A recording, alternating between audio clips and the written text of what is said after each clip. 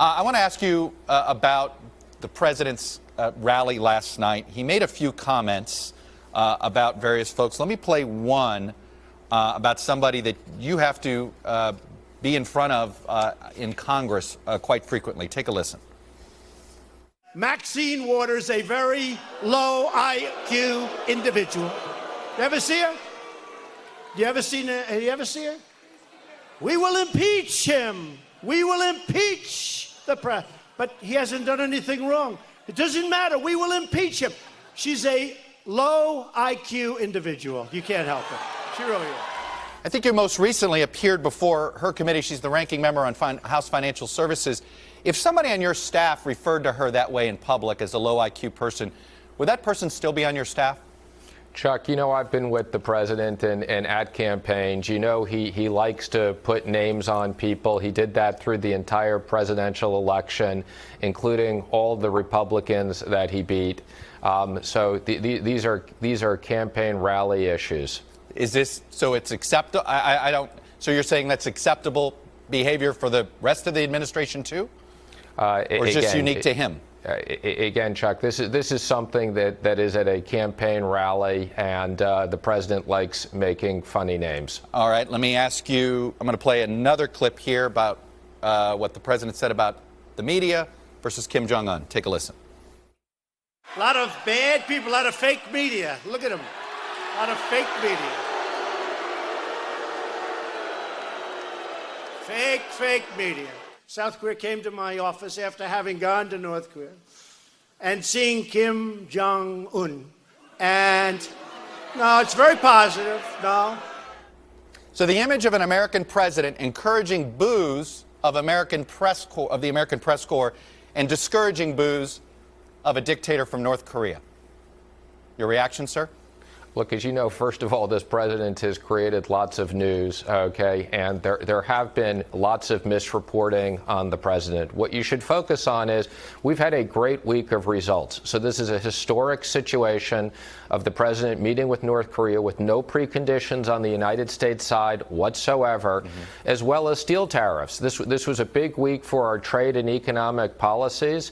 We've been focused on, for the last year, creating solid economic growth. That's been a combination of tax reform, which I think, you know, a lot of people said would never get done, 30 years in the making, regulatory relief, and trade. So the president is focused on economic growth, and we're well aware and on our way to our target of 3% sustained GDP. All right, I understand you wanted to get back on an economic message, but the president of the United States in the past has been a beacon of freedom of the press.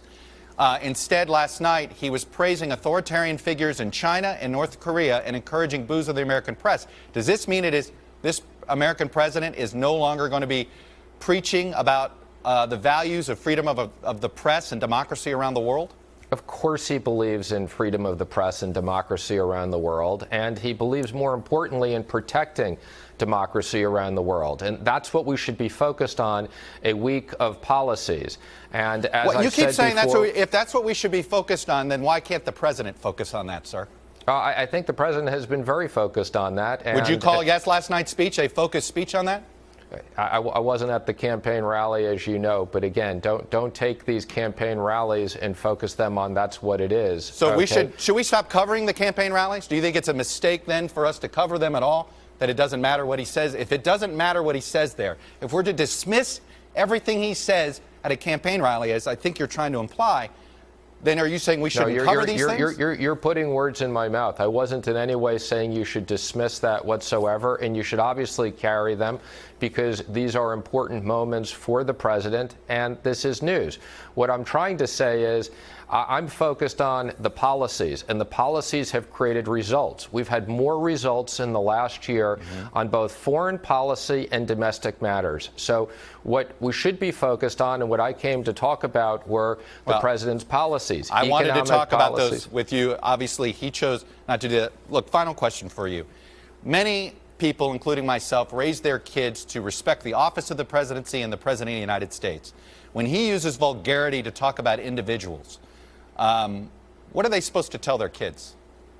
Again, I'll be with my kids this morning, and I'll be focused on them on what the president is doing to protect the United States, its citizens, and more important, So he's its economy. not immoral. Don't worry about his values. Don't worry about him as a role model. I've never said that whatsoever, so I don't know why you're putting these words in what I'm trying to say. Okay, so again, I am very comfortable with what we're doing, okay? And again, I think you're trying to take this out of perspective and implying something I'm not saying. Oh, fair enough. That what are you supposed to say when he's using these vulgarities to kids? Again, I think you should be focused on what the policies are. He's using those vulgarities in the context of a campaign rally, and obviously there were a lot of funny moments on that rally. Yeah, they were hilarious. Anyway, Secretary Mnuchin, I appreciate you coming on again. I know you had to wake up extra early. That I appreciate. Thank you very much, sir. Hey, NBC News fans, thanks for checking out our YouTube channel. Subscribe by clicking on that button down here, and then click on any of the videos over here to watch the latest interviews, show highlights, and digital exclusives. Thanks for watching.